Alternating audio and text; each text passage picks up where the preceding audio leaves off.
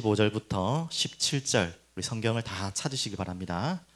신약 성경 누가복음 3장 15절, 16절, 17절 제가 가진 성경 92페이지에 있습니다. 다 함께 읽겠습니다. 혹시 성경 없으신 분은 앞에 보셔도 되겠습니다. 백성들이 바라고 기다림으로 모든 사람들이 요한을 혹 그리스도이신가 심중에 생각하니 요한이 모든 사람에게 대답하여 이르되 나는 물로 세례를 너에게 베풀거니와 나보다 능력이 많으시니가 오시나니 나는 그의 신발끈을 풀기도 감당하지 못하겠노라. 그는 성령과 불로 너희에게 세례를 베푸실 것이요 손에 키를 들고 자기의 타작마당을 정하게 하사 알곡은 모아 곡간에 들이고 쭉저기는 꺼지지 않는 불에 태우시리라. 아멘. 오늘 말씀 제목으로는 성령 세례라는 제목으로 말씀을 좀 나누겠습니다. 혹시 세례를 지금 교육받고 있는 분들 계실 겁니다. 주부에도 명단이 나왔고 여러분 다 알고 계시죠? 어떤 분이 세례 받으신지를 여러분 기도해 주시길 바랍니다. 그리고 혹시 오늘이 무슨 주일인지 아시겠습니까? 잘 모르실 거예요. 아마 우리 아이들 아는 아이들 없을 것 같고 어른들도 거의 모를 것 같아요. 저도 광고를 미리 안 드렸고 10월 27일인데 뭐 오후에 연합예배 있는 것은 다 아실 거고 왜 하필이면 이날 우리 한국교회 연합예배를 드리겠습니까? 라고 질문한다면 잘 모르시죠? 이번 주일이 바로 종교개혁 주일이에요.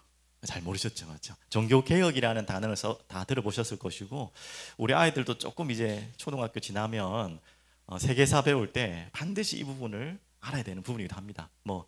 여러분 종교개혁이라는 말은 종교혁명하고 달라요. 혁명은 완전히 뒤집어 엎는 것이고요.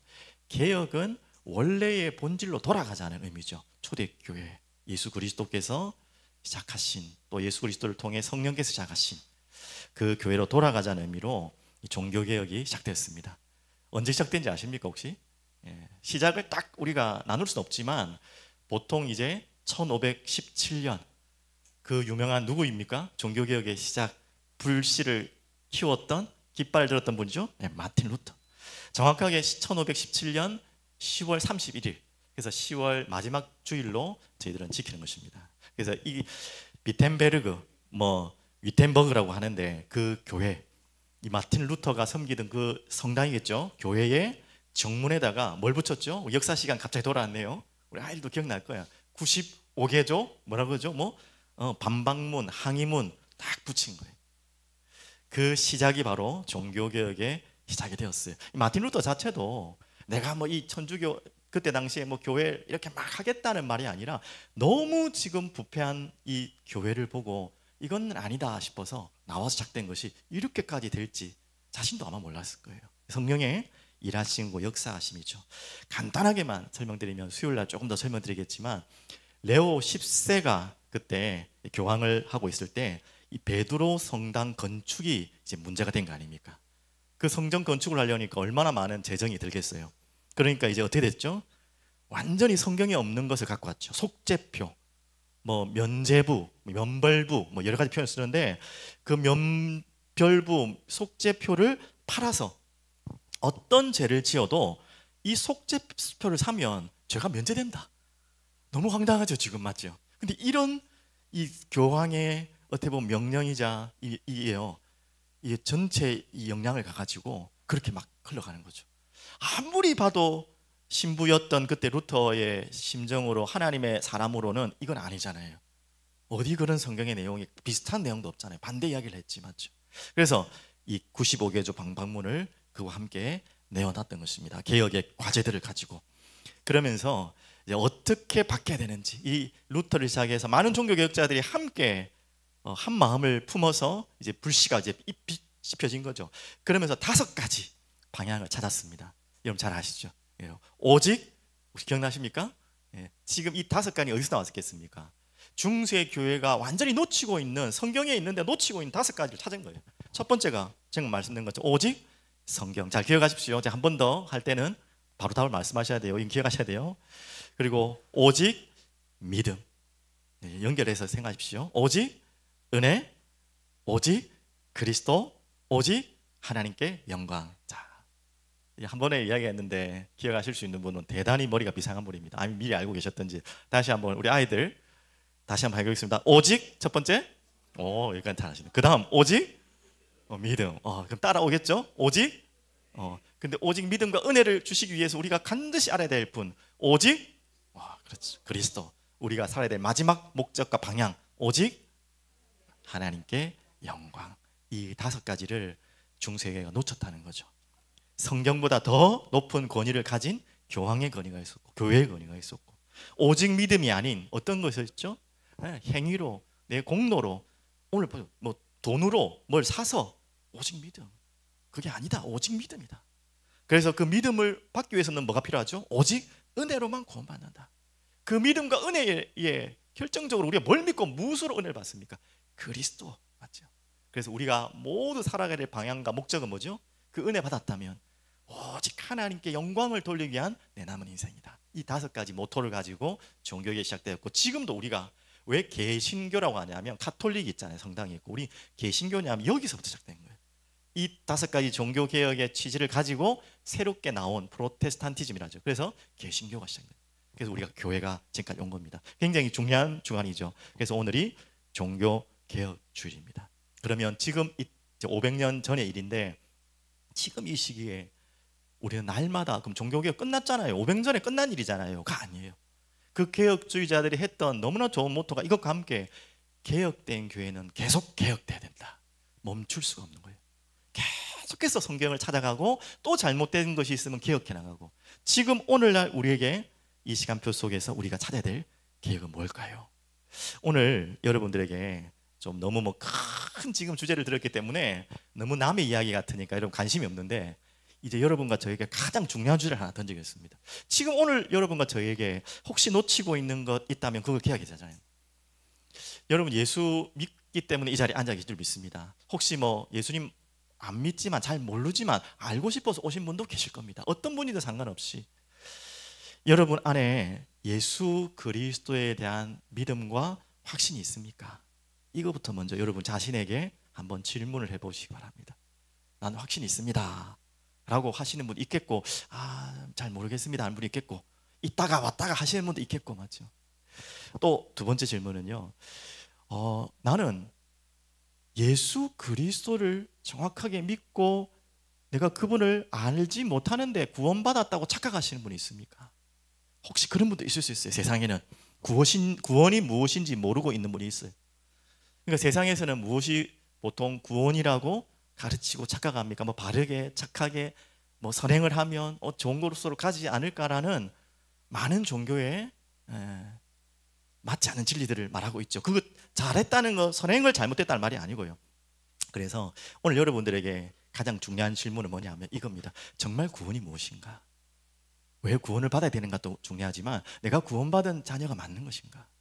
그리고 정말 내가 구원받은 것이 맞는가? 혹시나 착각하실 분 있잖아요. 구원받았는데 내가 확신이 없는 자는 힘이 없고 뭐 좀 이 땅을 사는 동안에 자꾸 속고 사니까 아무 능력이 없이 사니까 억울하겠지만, 그건 그 다음 치고요. 금요일도 설명한 것처럼 구원 안 받았는데, 구원을 모르는데 구원 받은 것처럼, 아니면 이렇게 살면 구원 받을 수 있겠지라고 여러분 인생이 걸어간다면 가장 안타까운 인생이잖아요. 그건 돌이킬 수 없는 인생이잖아요. 그래서 여러분이 오늘 구원이라는 답이 무엇인지를 꼭 확인했으면 좋겠습니다. 왜 이야기를 하냐? 오늘 그거와 가장 맞는 메시지를, 성경 구절을 우리에게 허락하셨어요. 저희 성경을 지금 하나하나 차근차근 읽어가고 있잖아요. 그래서 오늘 제목이 성령 세례. 제가 서론을 안 넘겼는데요, 지금 그 이야기를 하는 거죠. 지금 종교개혁 주일에 찾아와서 지금 나에게 찾아야 될 종교개혁은 무엇인지, 정말 내가 구원받았는지. 확신이 없는 자는 확신을 찾고요, 내가 구원받지 않았는데도 구원받은지를 모르는 자가 있다면 오늘 구원이 무엇인지를 알고 구원의 비밀 속으로 들어오길 바랍니다. 이것은 어디를 가도 어떤 것보다도 소중하고 중요한 질문이고 답입니다. 이거 찾기 전에는 이거보다 더 중요한 질문이 없고 이거보다 더 시급한 질문이 없어요. 그러면 구원이 무엇인지 오늘 설명하겠습니다. 제일 첫 번째, 구원을 설명하는데 반드시 알아야 될 것이 바로 세례입니다. 아마 지금 세례를 교육받는 분들 오늘 메시지는 특별히 더 집중해서 들으시고 또 다 이해 안 되시면 다시 영상을 돌려서라도 확인해 보셔야 돼요. 나중에 세례교육 때 조금 더 설명드리겠지만. 그리고 아유 저는 이미 세례 다 받았어요. 뭐 어릴 때도 받았고 지금 세례 받은 지 언젠지 기억도 안 나요 하시는 분들도 다시 확인하셔야 됩니다. 다시 확인하셔야 돼요. 여러분이 어떤 의미로 세례를 받았는지. 혹시 그냥 뭐 다 받는다니까 떠밀려 가지고 받으신 분도 이 자리에 앉아 계실 수 있을지 모르겠어요. 그냥 혹시 군대에서 받으신 분들 특히 많잖아요. 뭐 초코파이 준다, 뭐 준다, 콜라 준다 이거 갔다가 그냥 그날이 세례식이야. 초코파이 먹어야 되니까 어쩔 수 없이 세례 받은 분도 분명히 있을 거예요. 근데 그런 분을 뭐 성령께서 하시는 일이기 때문에 우리가 다 판단할 수 없지만 그것을 가지고 세례 받았다고 하기는 조금 이상한 세례 같죠. 그래서 여러분 어떻든지 간에 세례에 대한 의미를 알아야 됩니다. 자, 그러면 조금 설명드리면 오늘 이 16절에 보면 물 세례와 성령 세례를 동시에 이야기하는 중요한 메시지입니다. 그래서 세례 요한이 물 세례를 대표하고 있죠. 그리고 오늘 제목처럼 성령 세례는 예수님이 주시는, 그리고 성령께서 불로 임하시는 바로 성령 세례, 불 세례라고도 합니다. 지금 순서는 아직 예수님이 죽으시기 전이기 때문에, 성령님이 오시기 이 땅에 강림하시기 전이기 때문에 물 세례가 먼저 시작됐죠. 세례요한을 통해서. 그리고 장차 오실 예수 그리스도를 기다리며 이 예수 그리스도의 불 세례, 성령 세례를 기다리라고 하는 메시지가 오늘 메시지예요. 근데 지금 이미 그 시간이 다 지났잖아요.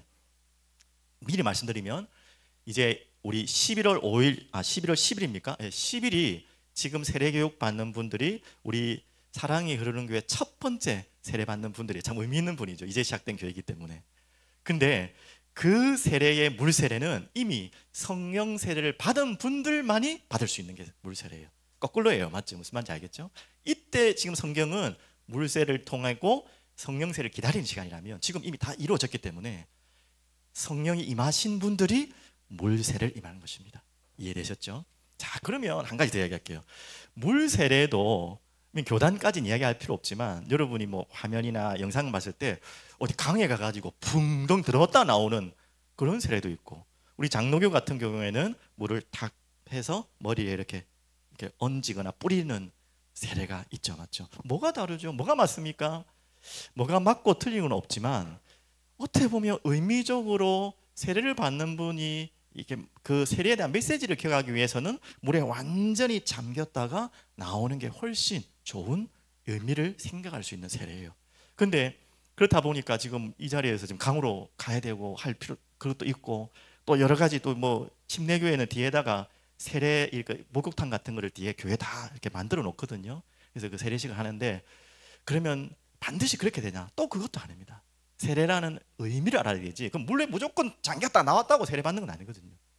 이 세례의 의미를 알면 굳이 물에 꼭 잠겨야 되고 나와야 되지 않아도 돼요. 그 대신에 물로 오늘 이번에 세례를 받으신 분들 대부분일 거예요. 맞죠? 그냥 머리에 이렇게 물로 하신 분들도 우리 교회도 지금 그렇게 할 겁니다. 우리 장로교이기 때문에. 하지만 반드시 그렇게 될 건 그 의미를 아셔야 돼요.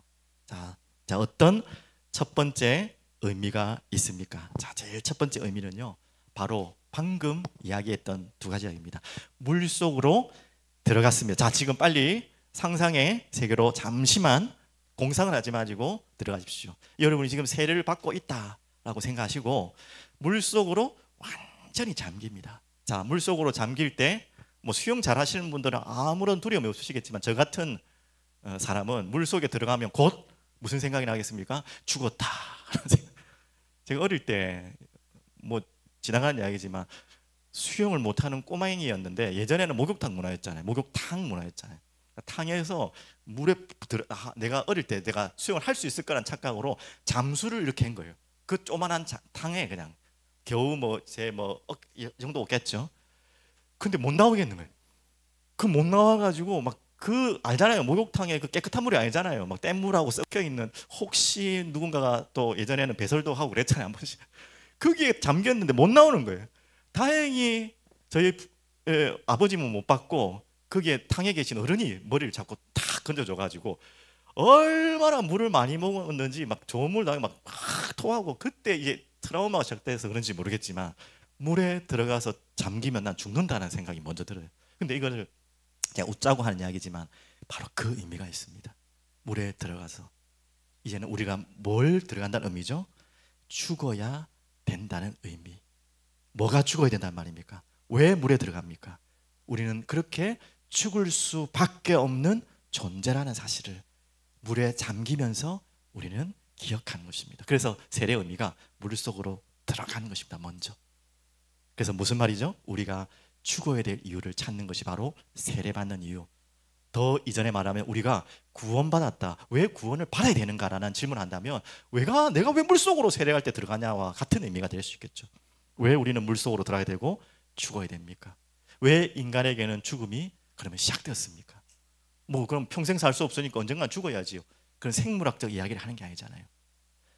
하나님은 우리를 만드셨을 때 영원히 함께 하시도록, 영원히 그 만든 피조물과 창조물이 아름답게 정말 사랑스럽게 거주하고 살기를 원하셨어요. 그게 바로 여러분이 알고 있는 에덴 동산이잖아요. 그곳에 하나님 약속하셨잖아요.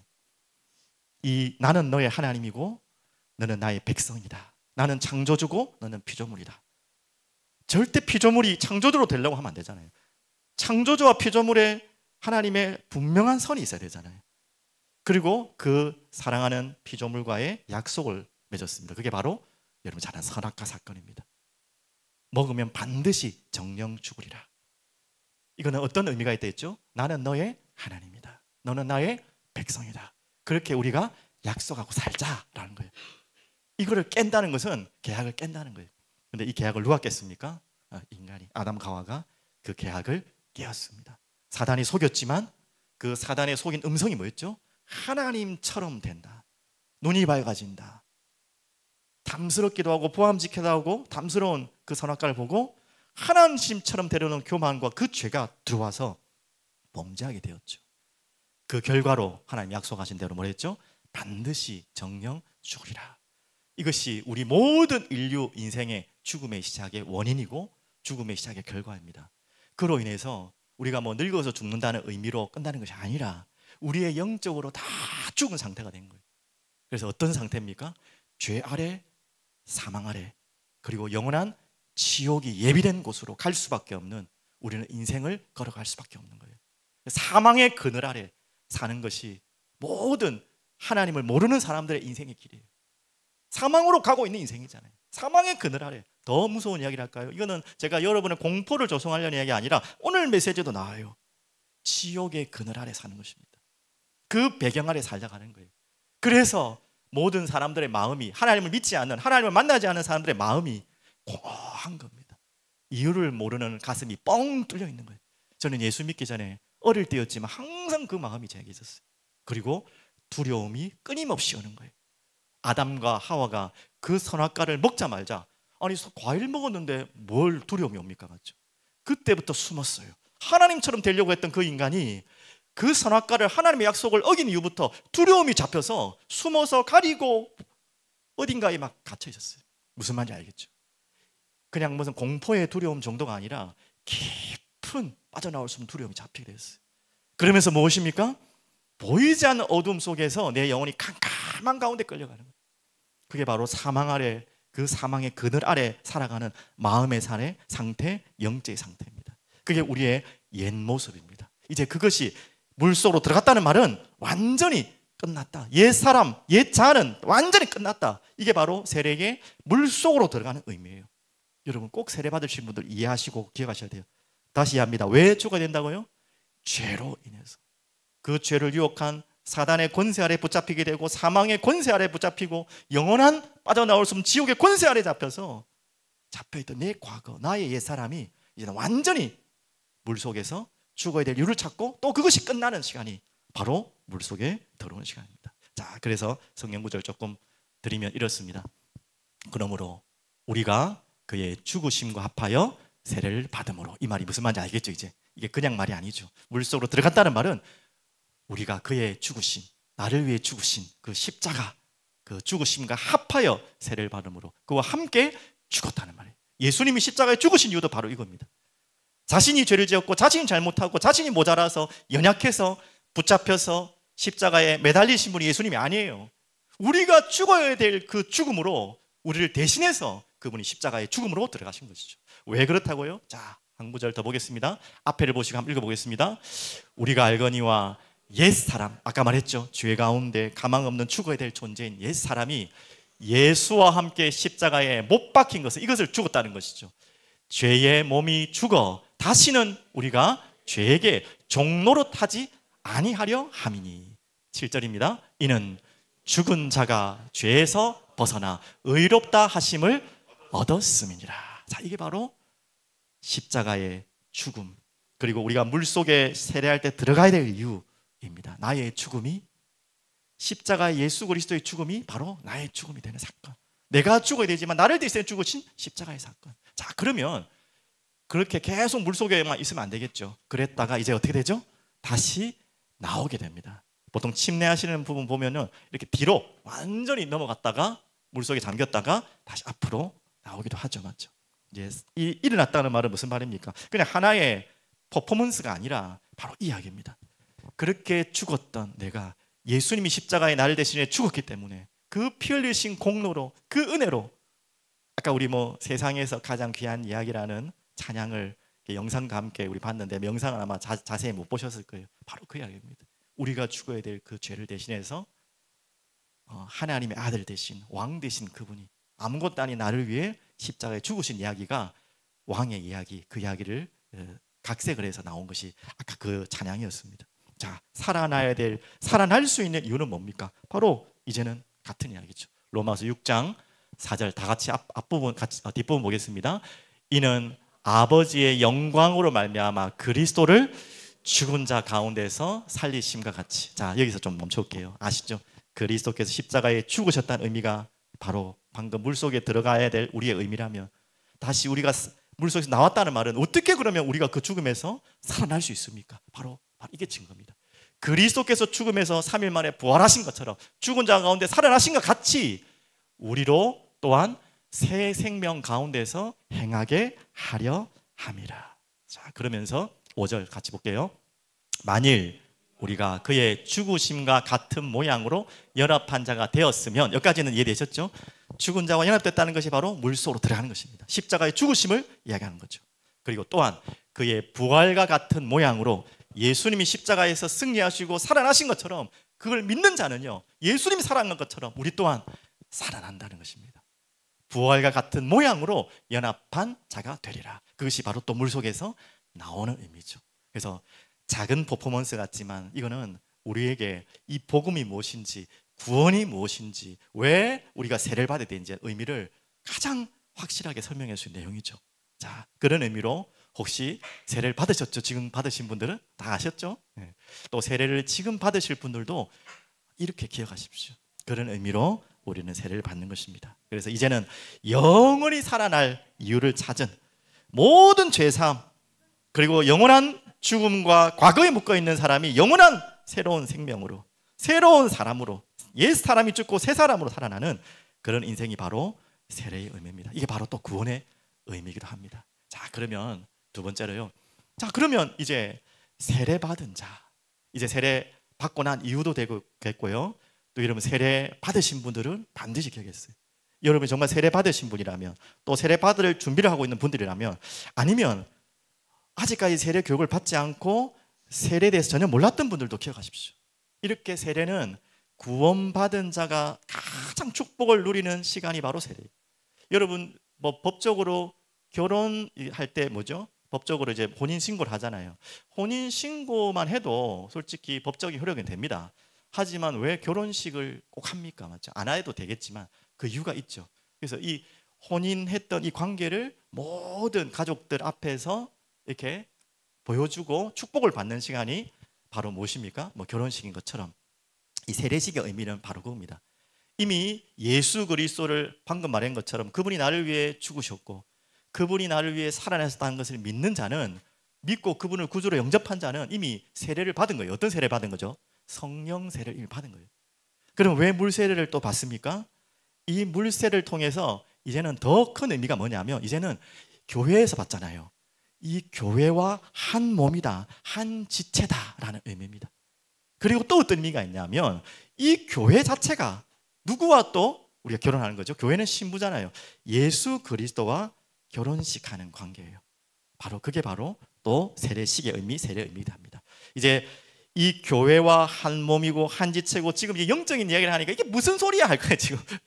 이게 무슨 말이야 이거. 영적으로 이해돼서 육신적으로는 지금 이게 다 적용이 안 되니까, 그래, 이 교회라는 몸의 내가 일부가 되는 것이고요, 또한 예수 그리스도 성삼위 하나님과의 관계 속에서 우리는 신부가 되는 것이죠. 결혼식의 관계가 바로 세례 받은 자의 의미입니다.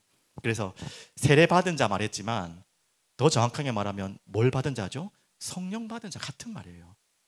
성령을 받지 않는데 물세례 했다, 이거는 잘못된 것이고요, 성령을 받은 자가 세례를 받을 수 있는 거죠. 그래서 세례 받았다는 말은 그 전제로 성령을 받았다는 말입니다. 그래서 반드시 성령 받은 자는, 성령 세례를 받은 자는 변화되어지고 있고 바뀔 수밖에 없죠. 자, 이 부분을 설명하려고 두 가지로 설명했습니다. 결혼식이 가장 성경에서 잘 설명하기 좋은, 또 설명한 내용이기 때문에 제일 먼저 이 세례받았다는 말은 결혼했다는 말인데, 그때부터 뭐가 바뀌죠? 결혼한 자와 결혼하지 않은 자에게는 법이 바뀌어요. 결혼하기 전에는 뭐 당연히 우리가 신중하게 얘기했지만, 자, 이런 남자 저런 남자 교제하고 사귀고 해도 돼요. 또 헤어질 수도 있고요, 맞죠? 하지만 결혼한 이후에는 이런 남자 저런 여자를 막 교제하면 됩니까? 그건 아니죠, 맞죠? 그게 바로 계약이고 법이에요, 맞죠? 그런 것처럼 우리가 예수 그리스도와 연합되기 전에과 내가 예수 그리스도와 한 몸이 된 이후부터는 다른 게 당연한 거 아니겠습니까? 다르게 살아갈 수밖에 없는 게 당연한 거 아니겠습니까? 맞죠? 주인이 바뀌었다는 것은 법이 바뀌었다는 거예요. 내 남편, 내 아내가 없다가 내 남편, 내 아내가 생겼어요. 그러면 여러분, 결혼식 때 하는 반드시 두 가지, 꼭 해야 되는 건 아니지만 두 가지 상징적인 의미가 있잖아요. 자, 첫 번째가 뭐가 있겠습니까? 바로 이거죠. 그리스도로 옷 입은 자. 여러분, 세례를 받았다, 성령 세례를 받았다. 그 성령 세례를 받은 자리에 또 물세례를 받죠. 이제 교회 안에서 공표가 되죠. 자, 이런 자들에게는 제일 첫 번째 무슨 옷을 입습니까? 그리스도의 옷을 입었다는 걸 기억하셔야 돼요. 여러분, 결혼할 때 뭐 합니까? 예복하잖아요, 예복. 너무 뭐 사치스럽게 할 필요는 없지만, 그래도 결혼할 때 남편, 아내 될 분들에게 뭐 가장 그래도 가치 있는 옷들을 이렇게 서로 뭐 빌리기도 하지만 요즘에 이렇게 대접도 하고 하잖아요. 그런 말로 바로 우리가 세례를 받다 성령을 받다는 건요, 새로운 옷을 입었다는 거예요.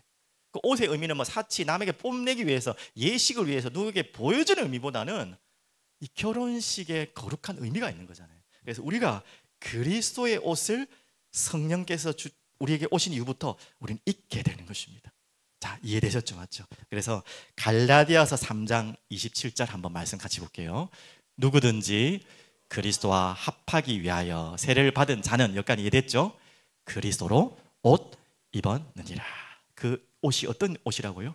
그리스도의 옷을 입었다. 자, 한 구절만 더 읽겠습니다. 그러면 그리스도의 너무 옷이 애매하잖아요, 맞죠? 무슨 말입니까? 자, 이렇게 설명하고 있습니다. 또 다른 성경에는 그리스도의 옷 입었다는 표현이 있는데요, 바로 여기 나옵니다. 로마서 13장 11절 14절 한번 천천히 한번 읽어볼까요? 또한 너희가 이 시기를 알거니와 자다가 깰 때가 벌써 되었으니 이는 이제 우리의 구원이 처음 믿을 때보다 가까웠습니다. 이제 구원의 때가 왔고, 이제 구원이 받은 자에게는 이제 새로운 옷을 입습니다. 자, 보십시오. 밤이 깊고 낮이 가까웠으니 그러므로 우리가 어둠의 일을 벗고 무엇을 입자고요? 빛의 갑옷을 입자. 바로 이제 새로운 옷을 입은 거예요.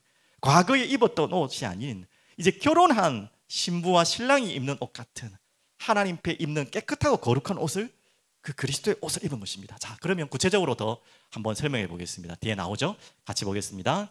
낮에와 같이 단정히 행하고 방탕하거나 술 취하지 말며 음란하거나 호색하지 말며 다투거나 시기하지 말고 오직 주 예수, 나왔죠? 그리스도로 옷 입고 정욕을 위하여 육신의 일을 도모하지 말라. 성경에는 그리스도의 옷을 입은 자는 이런 자다, 또 이렇게 살아야 된다. 결혼 전과 결혼 후에 모든 것이 달라져야 되는 것이 당연한 것처럼, 우리가 예수 믿기 전과 예수 그리스도의 성령을 입은 이후에, 그리스도께서 옷 입혀주신 그 옷을 입은 이후에는 달라질 수밖에 없는 거예요. 자, 이 말씀이 우리에게는 그냥 아이고 또 뭐 착하게 잘 살아라나 보나라고 느낄 수 있겠지만, 이 말씀을 보고 성령의 감동으로 뒤집어진 분이 있어요. 여러분 잘 모르시겠지만 그 인물이 바로 어거스틴이라는 인물이에요. 초대 교부의 가장 어떻게 보면 신학적인 신학의 가장 큰 중요한 바탕을 했던 분이죠. 이 어거스틴의 신학을 이어받은 사람이 종교개혁이잖아요. 마틴 루터입니다. 바로 이 어거스틴이 했던 가장 중요한 신학이 뭐냐? 은혜 신학. 은혜로 말미암아 믿음으로 구원받는다. 마틴 루터가 어떻게 종교개혁의 모토를 찾게 됐냐면, 지금 초대 그 중세 교회가 이걸 완전히 놓쳤잖아요. 은혜로 인한 구원이 아닌 행위, 뭐 돈, 뭐 이런 것을 통해서, 속죄부 이런 걸 통해서 구원받는다는 너무 말도 안 되는 이야기를 하니까 가장 강력하게 이 신학을 가지고 와서, 또 성경을 가지고 와서, 은혜로 말미암아 믿음으로 구원받는다라고 했던 것입니다. 자, 그러면 어거스틴 이야기를 좀 해야 되는데, 어거스틴은 어떤 사람인지 알죠? 여러분 잘 알고 있다시피 상식적으로 완전 방금 말했던 저 메시지와 반대되는 사람. 다시 한번 볼까요? 다 이런 사람이었어요. 진짜 어떻게 그대로 나왔습니까? 방탕한 사람이었고요, 매일 술 취해 있는 사람이었고요, 음란한 사람, 결혼도 하기 전에 이미 사생아가 있었어요. 호색한 사람이고, 또 다투고 시기한까지는 제가 뭐 파악할 수 없겠지만 이미 드러난 것만 해도 어거스틴은 저런 사람이었어요. 그런데 그렇게 방탕해 있다가 어거스틴이 하나님의 음성이 들려왔던 거예요. 톨라에게 하나님 말씀을 읽어라 막 이런 말씀이 들려온 거예요. 그때 성경을 폈는데 지금 이 로마서 13장 11절 14절 말씀이 보여진 거예요. 평상시에 그냥 읽었다면 맨 이랬겠죠. 근데 이게 성령의 터치하신 시간이 온 거예요. 그때 이 어거스틴이 뒤집어진 거예요. 내가 이렇게 내 모습을 그대로 성경에 비추고 있잖아요. 내가 이렇게 살고 있고, 그러면서 완전히 사람이요, 성령께서 터치해서 뒤집어져서 이 말씀 앞에 무릎 꿇은 거예요. 하나님, 제가 이런 죄인입니다. 그때는 죄송하지만 좀 합리화한다면 그때 당시의 시대가 또 그랬어요. 어거스틴이 타락한 사람은 많지만 그 부류의 사람들 거의 다 그렇게 살았어요. 그런 식으로 살았어요.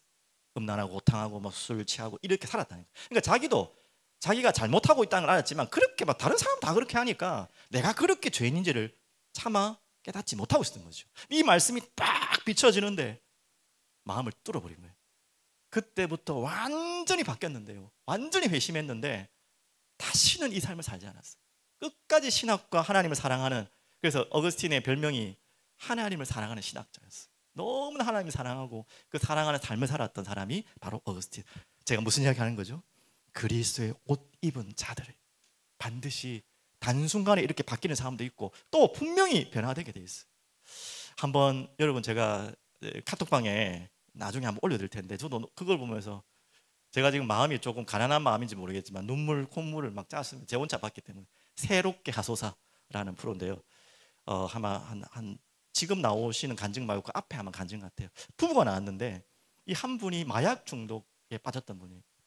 어릴 때부터 뭐 테니스 선수였는데 중학교 고등학교인데 하는데 그 폭력, 학폭 같은 거 있잖아요. 그걸로 연연이 돼가지고 테니스를 포기하게 되고, 그때부터 이제 어둠의 세계로 끌려간 거예요. 조폭까지 하면서 마약을 접하게 된 거예요. 그런데 하여튼 뭐 그 이야기하면 지금 1시간 2시간 가니까 안 되고, 정말 기가 막힌 하나님의 사람을 붙여주신 거예요. 그것도 중국 한족 여자분을 붙여주신 거예요. 이 여자분하고 하여튼 정이 들어가지고 하여튼 제주도까지 오게 되면서 이 두 분이 예수를 믿게 된 거죠. 하나님 자녀가 된 거예요. 그러면서 이 남편의 마약을 끊는 정말 뭐 우리가 잘 모르지만 정말 치열한 싸움을 합니다. 이 끊는 게 금단전상이라 하잖아요. 이게 뭐 우리가 상상할 수 없는 거잖아요. 이 끊는 순간에 막 발악을 하고 막 유리창 다 깨버리고 막 뭐 그런 식으로 다 했대요. 근데 그 아내가 끝까지 하나님의 사랑을 기다려 준 거예요. 이게 참 감사하죠. 결국은 이분이요, 지금 17년째 완전히 지금 안 하고 있는, 제 단어를 잘 모르겠는데 그런 지금 상태에 와 있더라고요. 제가 무슨 이야기 하는 것입니까? 그분이 내가 의지를 꺾었다 이 말이 아니에요. 그런 이야기 한 번도 간증에서 안 했어요. 자기는 죽을 사람이고 할 수 없는 사람인데 예수 그리스도께서 나에게 이렇게 하셨다. 그 과정은 너무나 힘들었겠죠. 하루아침에 되지 않았겠죠. 하지만 끝까지 예수의 사랑으로, 예수님의 말씀으로, 그리고 이 아내의 기도로 함께 그 어려운 시간을 지내가면서 나온 거예요. 맞죠? 이게 바로 그리스도의 옷 입은 자의 당연하다고 말할 수 없을 만큼 힘든 과정이었겠지만, 근데 당연히 되어야 될 결과입니다. 제가 왜 이렇게 얘기합니까? 혹시 제가 서론에 다시 질문 드립니다. 여러분, 예수 믿고 나는 교회 오래 다녔고 나는 예수 믿는다고 생각하지만 나의 변화되어야 될 삶들이 무엇인지도 모르고 이게 죄인지도 모르고 계속해서 그렇게 가고 있다, 그것이 맞다고 생각하고 있다면 혹시 여러분의 구원을 의심을 해보셔야 됩니다. 안 바뀐다. 내가 발버둥 치는데 뭐 바뀌는 시간이 있고 과정이 있겠죠. 그걸 제가 무시하는 게 아니에요. 반드시 이 과정이 우리에게는 주어지게 되어 있습니다. 오늘 여러분에게 이런 시간이 되길 바라고요. 두 번째는요, 자, 이제 방금 말씀드린 것처럼 그리스도로 옷을 입고 또 여러분이 하는 게 있죠. 뭐 하죠? 옷 입는 것보다 더 중요한 결혼식장에 뭐 합니까?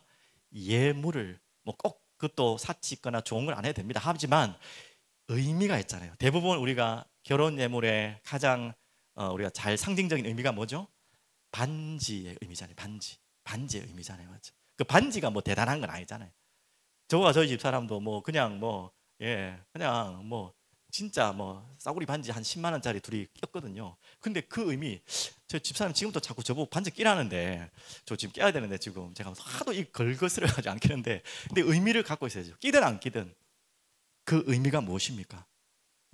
당신은 나의 아내고 당신 나의 남편입니다. 이런 의미겠죠, 맞죠? 그러면 우리가 그리스도께 연합되어서 한 몸이 되어서 예수 그리스도와 결혼한 신부의 입장이라면 우리는 무엇을 항상 기억해야 되느냐?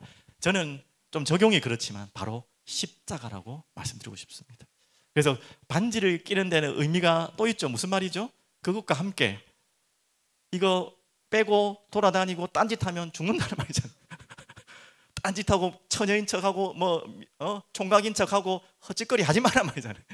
그런 의미도 포함되겠죠. 웃자고 하는 이야기지만 그 예물에는 많은 의미가 있는 거예요. 담겨져 있는 것이, 내가 지켜야 될 게 있는 것이고, 그 안에는 작은 의미가 아니죠. 법이 담겨 있는 것이죠. 그래서 우리는 항상 기억해야 됩니다. 로마서 8장 11, 13절 한번 볼게요. 자, 보겠습니다. 그러므로 형제들아, 우리가 무슨 자로라? 빚진 자로 돼.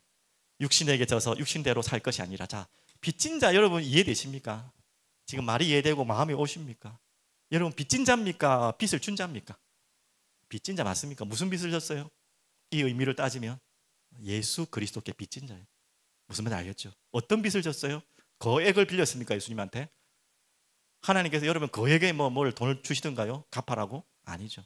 무엇을 졌습니까? 아까 전에 세상에서 가장 귀한 얘기 다 나왔죠. 생명의 빚을 졌어요. 예수 그리스도의 생명을 빚었다니까. 여러분이 그 빚을 갚을 수 있습니까? 없습니까? 갚을 수 없는 그 하나님이 주신 생명의 은혜를 빚진 자예요. 그래서 우리 보고 갚으라는 게 아니라 그걸 기억하라는 거예요. 우린 갚을 수가 없어요. 그걸 빚졌다면 우리가 어떻게 산다는 것 자체가 다른 의미가 되겠죠. 그런데 우리는 그걸 잊어버리고 뭐처럼 살죠? 빚진 자한테 빚쟁이처럼 살잖아요. 왜 하나님이 안 주세요? 이거 진짜 꼭 어디 맡겨놓고 안 주는 것처럼, 맞죠? 왜 이게 안 됩니까? 내 하나님 자는데 왜 이렇습니까? 이 빚진 자의 마음이니까 빚쟁이의 마음입니까? 빚진 자가 우리는 언제나 착각하고 빚쟁이의 자리에 와 있는 거예요. 뭘 잊어버리면 이 반지, 아까 말했던 십자가를 우리가 기억해야 되는 것이죠. 그래서 그렇게 나오죠. 육신으로 져서 육신대로 살 것이 아니라 어떻게 살아요? 우리가 빚쟁이가 아니고 빚진 자인데. 그래서 13절 다 같이 볼게요. 너희가 육신대로 살면 반드시 죽을 것이로되 영으로서 몸의 행실을 죽이면 살리니. 당연히 빚진 자의 당연한 마음이겠죠. 그래서 바울은 고린도전서 15장 31절에 날마다 나는 죽노라. 이 말은 뭔 말입니까? 날마다 나에게는 십자가를 바라보는 거예요. 여러분들이 결혼 생활 하다가 힘들 때 한 번씩 예전에 결혼 사진을 보거나 아니면 결혼 반지를 보면서 아니면 어떤 예물을 보면서 기억해야 되는 게 맞잖아요. 그때 약속을. 그러면 그거하고도 비교할 수 없는 하나님과 우리와의 언약이 맺어졌잖아요. 십자가를 통해서. 십자가의 언약이잖아요.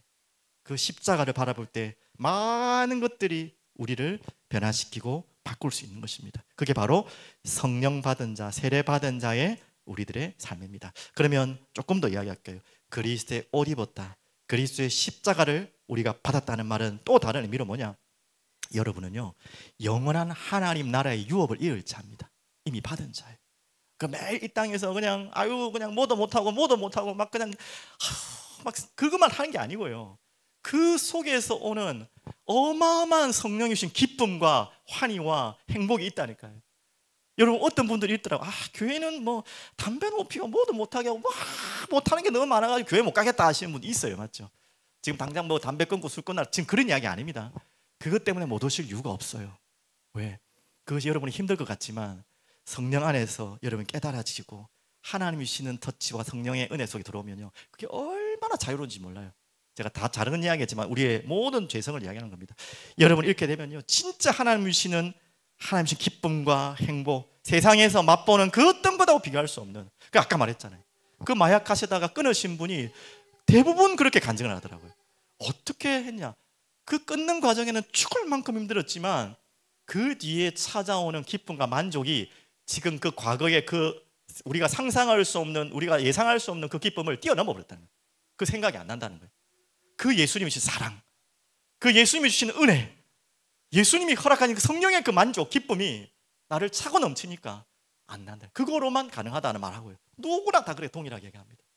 오늘 여러분에게 그런 은혜가 준비되어 있습니다. 힘들고 고난이 아니라 참고 이겨낸 것이 아니라 하나님이신 영광의 옷을 여러분에게 입히고요, 영원한 하나님 나라 천국에서 주시는 그 평안을, 세상에 줄 수 없는 평안, 그거 주겠다는 거예요. 그것이 여러분 있습니다. 그걸 맛보시기 바랍니다. 자, 마지막 결론입니다. 누가복음 3장 16절, 오늘 본문을 많이 읽은 것 같은데요, 한번 보겠습니다. 한번 다시 볼게요. 요한이 모든 사람에게 대답하여 이르되 나는 물로 너에게 세를 베풀거니와 나보다 능력이 많으신 이가 오시나니 나는 그의 신발끈을 풀기도 감당하지 못하겠노라. 그는 성령과 불로 너에게 세례를 베풀 것이요. 나죠.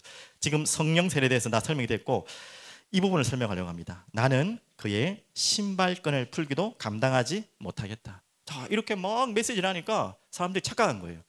저 사람이 혹시 우리가 기다렸던 메시아 그리스도 아닌가? 라고 한 거예요. 이렇게 얘기하니까 세례 요한이, 보통 우리 같으면 우리 자신보다 더 높은 누군가를 이야기할 때 씩 웃고 지나가잖아요. 오늘 여기 뒤에 경태 집사님이 있는데, 누구 닮았다 해야 되나? 너무 좀 그렇지만 좀 이해해 주시고, 우리 세대에 제일 유명한 장동건 닮았다 이러면 가겠지만 그래도 자기는 하고 웃고 지나가잖아요. 그런 이야기는 아닌데, 대부분 그럴 수 있잖아요, 솔직히. 근데 세례요한은 뭐라고 하죠? 아니다. 어느 정도 얘기하냐면 그분의 신발끈을 풀기도 감당하지 못한다. 신발끈을 푸는 노예 있잖아요. 그것보다도 내가 못한 사람이다. 억지 겸손을 말합니까? 억지로 예의를 차리는 겁니까? 아니에요. 진짜 자기 자신을 알고 있는 사람입니다.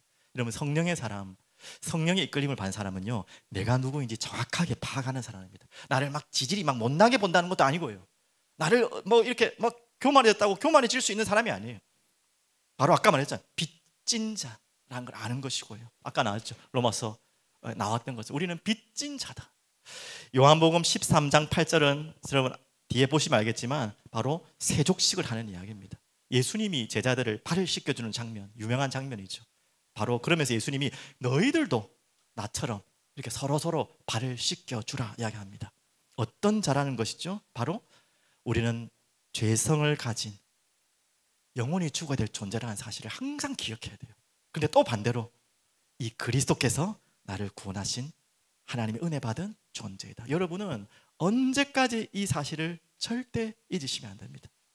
여러분이 이것을 항상 기억하는 자, 교만해질 수가 없어요. 어떻게 교만해집니까? 나를 높여준다고 교만할 수 있어요? 그 종교개혁의 마지막 모토 뭐였죠? 오직, 벌써 잊어버렸네. 큰일 났네. 오직 하나님께, 마지막 5번째, 오직 하나님께 영광. 맞죠? 바로 그것입니다. 우리는 그 어떤 것도 영광 받을 수 있는 존재가 아니에요.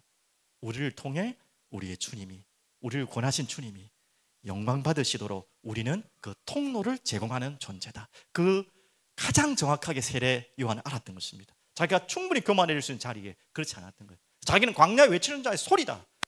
그 스피커밖에 안 된다. 바로 우리가 반드시 찾아야 될 성령의 사람이라면 깨달아야 될 마지막 답이죠. 맞죠?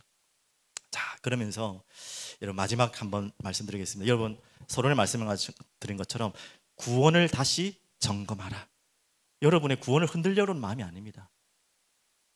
정말 내가 구원받지도 않았는데 혹여 내가 구원받는 것으로 착각하고 있다면 그것만큼 심각한 문제가 없죠. 그래서 구원을 점검하라. 너무 어려운 소리 하는데요, 잘 모르겠는데요, 혹시 그러신 분들이 있으시면 저에게 개인 면담하십시오. 제가 언제든지 찾아갈 테니까. 여러분들 신앙 상담을 받으면서 제가 확정일 수는 없는 것입니다.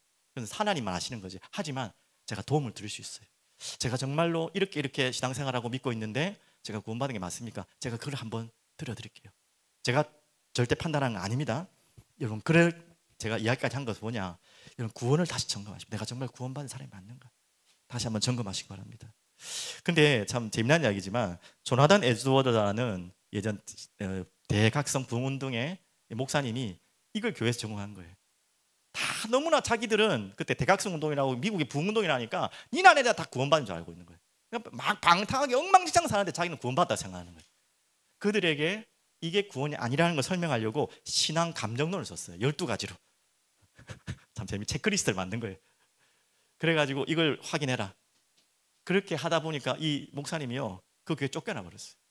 기분 나쁘다. 그래서 성찬도 여기에 통과하지 않은 사람 성찬을 안 시켰어요. 무슨 말인지 알겠죠? 제가 이렇게까지 하겠다는 말이 아니라 그만큼 우리가 혹시 다른 것은 몰라도 다른 건 대충 지나가더라도 내가 구원받았는지도 아닌지도 확신이 없이 하물며 나는 이미 구원받았다고 착각하고 있는데 구원 안 받을 수도 있다는 거예요. 어려운 이야기 하는 게 아닙니다. 그렇죠? 여러분 꼭 기억하시기 바랍니다. 자, 그러면 내가 구원받은 확신이 없고 구원을 안 받았다면 어떻게 됩니까? 라고 질문하자면 답입니다. 누가복음 11장 13절 14절 13절 제가 읽어드릴게요. 너희 하늘 아버지께서 구하는 자에게 성령을 주지 않겠느냐? 구하고 찾고 두드리라. 다른 건 없습니다. 특별한 거 하라는 게 아니에요. 구원받기가 이렇게 어려워갖고 어떻게 하냐? 그 말이 아니에요. 진실하게 주님 앞에 나오라는 거예요. 진실하게 십자가 앞에 나와보라는 거예요. 그리고 주님의 성령을 기다리시라는 거예요. 주님의 성령의 역사를 간구하시라는 것입니다. 어떤 모습으로? 내 모습 이대로 그대로. 오늘 이 찬양을 주님께 고백하시면서 방금 결론의 고백을 하나님께 고백으로 기도로 마무리하겠습니다. 함께 찬양 드리겠습니다.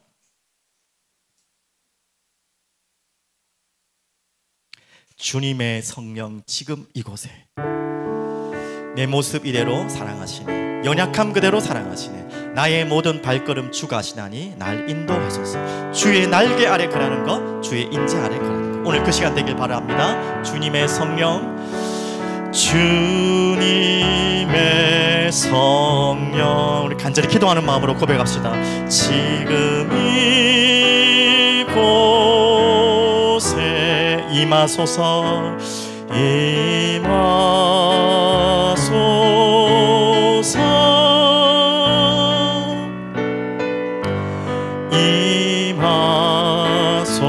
주님의 성령 지금 내 안에, 주님의 성령 지금 내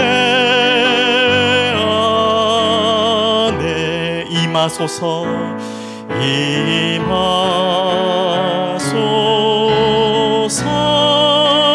임하소서. 임하소서. 할렐루야. 할렐루야. 할렐루야. 할렐루야.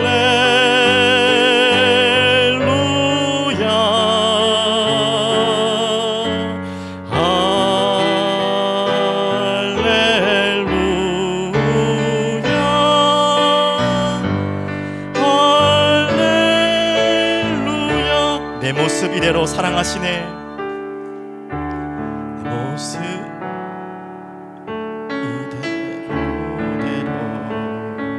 사랑하시네. 연약함 그대로, 연약함 그대로 고백합시다. 사랑하시네. 나의 모든 발걸음 주가 하시나니 날 인도하소서. 날 인도하소서. 내 모습 이대로, 내 모습 이대로 사랑하시네. 연약함 그대로 사랑하시네. 나의 모든 발걸음 주가 하시나니 날 인도하소서. 주의 날개 아래 거하는 것, 주의 임재 안에 거하는 것, 주의 임재 안에 거하는 것, 나의 가장 큰 소망, 나의 가장 큰 은혜, 주 주와 함께 동행하느니 주의 날개 아래 주의 날개 아래 거하는 것 주님 간절히 소망합니다. 주의 임재 안에 주의 임재 안에 거하는 것 나의 가장 큰 소망 나의 가장 큰 은혜 주와 함께 동행하느니 나의 가장 큰 소망 주의 가장 큰 소망 나의 가장 큰 은혜 가장 큰 은혜 주와 함께 동행하느니 눈을 감고 제가 기도하겠습니다. 살아계신 주님 감사합니다. 오늘 주님의 성령께서 우리 가운데 임하셔서 주의 날개 주의 그늘 아래 주의 품 아래 주의 영원한 은혜 아래 거하기를 간절히 소원합니다. 그 은혜 아래 있는 자들은 더욱더 그 비밀을 누리게 하시고 그 은혜를 모르는 자들은 하나님의 성령이 터치하셔서 궁금하게 하시고 찾게 하여 주옵소서. 하나님의 은혜 속에 우리가 온전히 들어오기를 간절히 소원케 하시며 갈망케 하여 주시옵소서. 감사드리며 예수 그리스도 이름으로 기도드립니다. 아멘.